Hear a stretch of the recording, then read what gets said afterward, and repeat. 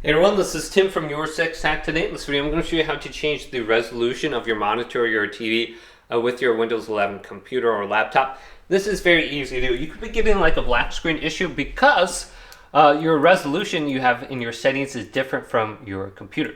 So what you want to do is go down to Start and then go to Settings, then go to System, go on over to Display. Now under here, we can scroll on down and we can see the brightness setting in here. And then we can go to display resolution right here. So mine is 1920 by 1080p. I can bump it up to 4K because I have my laptop connected to my 4K TV. Otherwise, I can change it to a lower resolution over here. So it's very easy to change that. Now, if you're scaling your text and applications are just too small or too large, you want to come in this section right here. This is the scaling. So mine is set to 150%.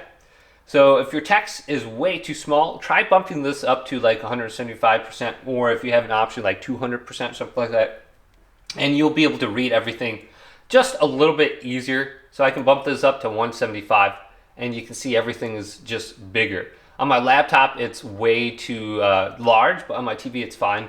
And then we want to go to Advanced Display under here as well. And under here, we can change the refresh rate. So let's select this, and we can go to 60 Hertz or 144 Hertz.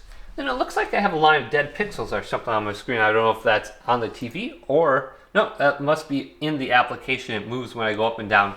That's kind of strange. But if this video did indeed help you out, leave it a big thumbs up and subscribe to my channel down below for more tech videos coming up next on Your Six Tech.